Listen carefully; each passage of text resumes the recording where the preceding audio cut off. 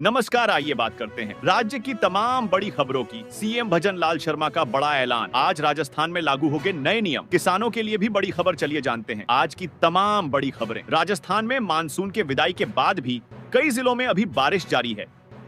मौसम विभाग ने पश्चिमी विक्षोभ के चलते प्रदेश के कई हिस्सों में बारिश की संभावना जताई है। मौसम विभाग ने बारिश और तूफान को लेकर अलर्ट भी जारी कर दिया है। इस बदलाव के कारण कई जगहों पर रात के समय तापमान में गिरावट देखने को मिली है। सुबह और रात के समय हल्की हल्की ठंड का एहसास भी होने लगा है। मौसम विभाग के मुताबिक प्रदेश के 12 जिलों में तेज बारिश होने की संभावना जताई जा रही है, जिसके चलते मौसम विभाग ने उन जिलों में येलो अलर्ट जारी किया है। संभावित बारिश वाले इलाकों में टोंक बारांकोटा, उदयपुर, डूंगरपुर, बूंदी, झालावाड़, भीलवाड़ा, बांसवाड़ा, प्रतापगढ़, चित्तौड़गढ़ और राजसमंद शामिल हैं। यहां बारिश के साथ ओलावृष्टि की भी आशंका जताई जा रही है। मौसम विभाग के अनुसार पिछले 24 घंटों में राजस्थान के कई हिस्सों में हल्की से मध्यम बारिश दर्ज की गई है। जालौर में सबसे अधिक तापमान 38.8 डिग्री दर्ज किया गया। पूर्वी राजस्थान के कोटा, अजमेर और उदयपुर में भी हल्की बारिश हुई, जबकि पश्चिमी राजस्थान में मौसम शुष्क बना रहा। आईएमडी के पूर्वानुमान के अनुसार पश्चिमी विक्षोभ के चलते अरब सागर में चक्रवाती परिसंचरण बन रहा है। अगले 2 से 3 दिनों में पूर्वी राजस्थान के कई स्थानों पर हल्की बारिश की संभावना है। दक्षिण पूर्वी राजस्थान में भी बारिश की उम्मीद जताई जा रही है। इसके अलावा पूर्वी हवाओं के प्रभाव के चलते उदयपुर, कोटा और जोधपुर में तेज बारिश का अनुमान है। इस प्रकार मौसम में बदलाव के चलते लोगों को सतर्क रहने की सलाह दी जा रही है। भारतीय जनता पार्टी के प्रदेश प्रभारी डॉक्टर राधा मोहन दास अग्रवाल जयपुर पहुंचे और एयरपोर्ट पर मीडिया से बात करते हुए कहा कि उपचुनाव में उनकी पार्टी जीत हासिल करेगी।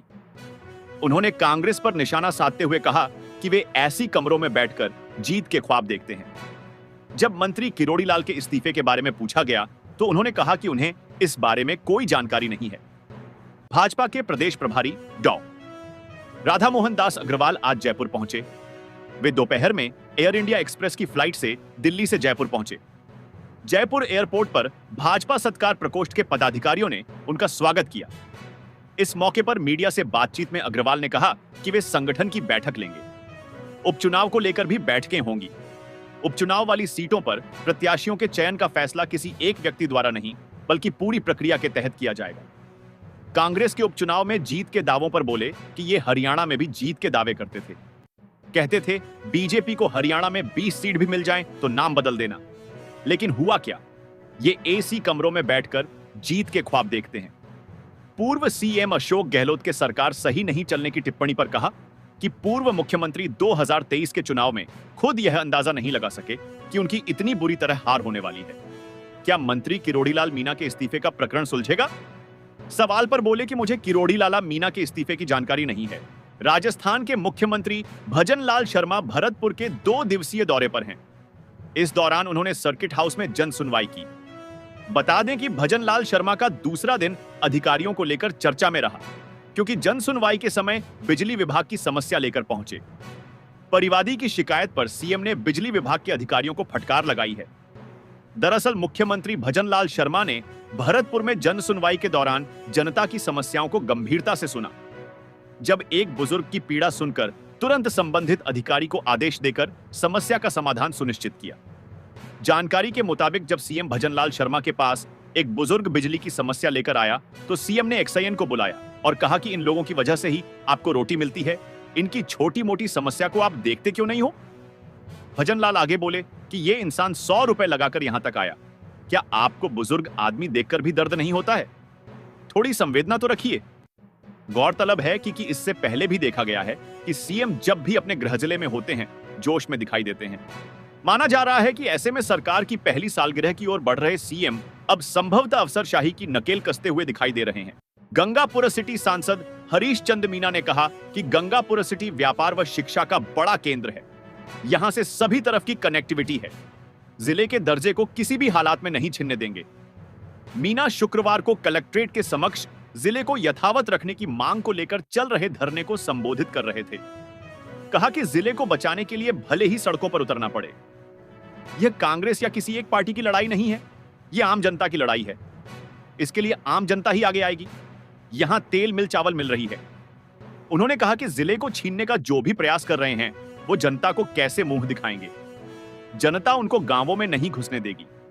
हालांकि उन्होंने आगामी 14 तारीख को होने वाले विशाल धरना प्रदर्शन में आने में असमर्थता जताई। बताया कि लोकसभा की एक संसदीय समिति के वे सदस्य हैं और समिति दक्षिण भारत के दौरे पर जा रही है। इस कारण उनको समिति सदस्य होने के नाते जाना होगा। लेकिन 14 तारीख को जो भी निर्णय होगा उसके साथ वे रहेंगे। इस दौरान रीको उपक्रमी संगठन ने भी धरने को समर्थन दिया। साथ ही नगर परिषद के वार्डों के जनप्रतिनिधि, सामाजिक संगठन, व्यापारी वर्ग एवं आमजन धरना स्थल पर मौजूद रहे। इस दौरान सांसद सहित अन्य ने जिला कलेक्टर को ज्ञापन सौंपा।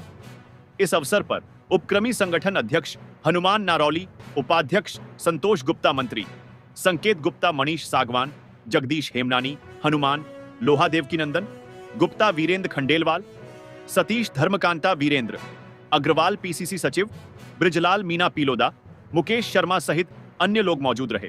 राजस्थान में इसी साल 7 विधानसभा सीटों पर उपचुनाव होने हैं। अभी तक चुनाव आयोग की तरफ से उपचुनाव को लेकर कोई घोषणा नहीं हुई है। हालांकि राजनीतिक दल उपचुनाव को लेकर बड़ी तेजी के साथ तैयारियों में जुटे हैं। बीजेपी और कांग्रेस के नेता उपचुनाव वाले जिले का लगातार दौरा कर रहे हैं। कई दलों ने प्रत्याशियों को लेकर मंथन भी शुरू कर दिया है। वहीं उपचुनाव के लिए प्रत्याशियों के चयन को लेकर रविवार को बीजेपी कोर कमेटी की बैठक होगी। भाजपा प्रदेश कार्यालय में कोर कमेटी की बैठक में प्रत्याशियों के नामों का पैनल बनेगा।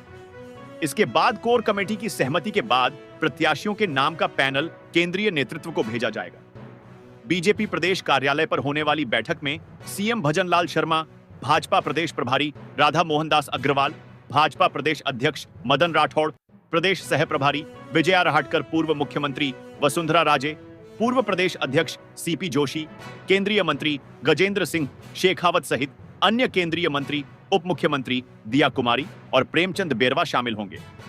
बीएपी के सलूम्बर और 84 सीट पर किसी से गठबंधन न करने के ऐलान से इन 2 सीटों पर बीजेपी, कांग्रेस और बीएपी के बीच त्रिकोणीय मुकाबला होगा। बता दें कि राजस्थान में अलवर की रामगढ़ समेत कुल 7 विधानसभा सीटों पर उपचुनाव होगा। जुबेर खान के निधन के बाद रामगढ़ सीट खाली हुई है। इसके अलावा सलूम्बर सीट से बीजेपी विधायक अमृतलाल मीणा के निधन की वजह से खाली हुई है। बाकी 5 सीटों पर चुने गए विधायक लोकसभा चुनाव में जीत दर्ज करके सांसद बन गए। देश भर में शक्ति आराधना का पर्व जारी है। इस मौके पर देश भर के शक्ति पीठों में माता रानी की पूजा अर्चना की जा रही है। देश भर में स्थापित इन शक्ति पीठों का अपना अलग ही इतिहास है। इतिहास के अनुसार इन शक्ति पीठों का विशेष महत्व है। शक्ति पीठ की स्थापना के इतिहास की कड़ी में आज हम बात करेंगे ब्यावर शहर के सूरजपोल गेट बाहर स्थित जन जन की आस्था के केंद्र शक्तिपीठ काली माता मंदिर की। मंदिर में नवरात्रि के दौरान सुबह शाम आरती के साथ साथ हवनादि के कार्यक्रम आयोजित किए जाते हैं, जिसमें बड़ी संख्या में श्रद्धालु उपस्थित होकर धर्म लाभ प्राप्त करते हैं। जानकारी मिली है कि उक्त शक्तिपीठ की स्थापना के लिए भी शहर के संस्थापक कर्नल डिक्सन ने ही जगह दी थी। काली माता मंदिर के पुजारी राजेश शर्मा ने बताया कि काली माता की मूर्ति उनके पूर्वज सोजत सिटी के सेवकों के मोहल्ले में रहने वाले चतुर्भुज शर्मा के मकान में खुदाई के दौरान करीब 125 वर्ष पूर्व निकली थी। खुदाई में निकली माताजी की मूर्ति को लेकर चतुर्भुज शर्मा ने उसे अपने कंधे पर लेकर स्थापना के लिए चित्तौड़गढ़ गए, लेकिन वहां पर किसी कारणवश मूर्ति की स्थापना नहीं हो पाई। इसके बाद शर्मा मूर्ति को लेकर ब्यावर आए, जहां पर सूरजपोल गेट बाहर स्थित उनके मकान में रखी थी। इसके बाद उन्होंने सूरजपोल गेट पर कोठे की दीवार के यहां मूर्ति स्थापना के लिए स्थान बनाना शुरू किया, लेकिन दिन में निर्माण करते वह निर्माण रात को गिर जाता। बताया जा रहा है कि जब इस बात की जानकारी शहर के संस्थापक कर्नल डिक्सन को मिली तो वे स्वयं यहां पर आए तथा मंदिर के लिए वर्तमान स्थान पर जमीन दी। इसके बाद मंदिर का निर्माण किया गया और मूर्ति की स्थापना की गई। पुजारी राजेश शर्मा ने बताया कि तात्कालीन समय के पुजारी रघुनाथ शर्मा के 4 पुत्र गौरी शंकर, भवानी शंकर, ब्रह्मदत्त तथा रिखबचंद हुए, जिनके वंशज आज तक माताजी की सेवा कर रहे हैं। पुजारी शर्मा के अनुसार नवरात्रि को मौके पर अष्टमी के दिन मंदिर में हवन तथा नवमी को कन्या पूजन कार्यक्रम का आयोजन किया जाता है, जिसमें बड़ी संख्या में श्रद्धालु शिरकत कर धर्म लाभ प्राप्त करते हैं। शहर में हाट ठेले पर फल सब्जी बेचने वाले इन दिनों परेशानी का कारण बने हुए हैं। हाथ ठेले पर फल सब्जी बेचने वाले अपनी जद से बाहर निकलकर आम रास्ते पर खड़े हो जाते हैं, जिसके कारण आमजन को आवागमन में परेशानी का सामना करना पड़ रहा है। जिला पुलिस अधीक्षक तथा वृत्त अधिकारी के निर्देश पर शहर में अभियान चलाकर हाथ ठेले वालों के खिलाफ यातायात पुलिस के प्रभारी हेड कांस्टेबल मंगल सिंह के नेतृत्व में कार्रवाई की गई। शहर के चांग गेट तथा सैंदड़ा रोड क्षेत्र में सड़क पर खड़े होकर फल सब्जी बेचने वाले ठेला चालकों के खिलाफ कार्यवाही की।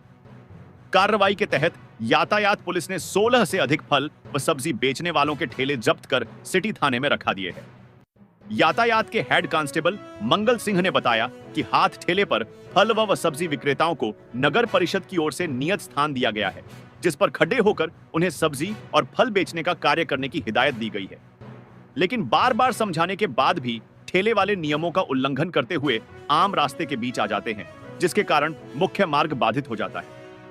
वहां से आने जाने वाले लोगों को भारी परेशानी का सामना करना पड़ता है, जिसके चलते यातायात पुलिस ने उक्त कार्रवाई को अंजाम देते हुए 10 से अधिक हाथ ठेले जब्त कर सिटी थाने में रखा दिए हैं। अब नियमानुसार पुलिस इन हाथ ठेले वालों के खिलाफ कार्यवाही की जाएगी।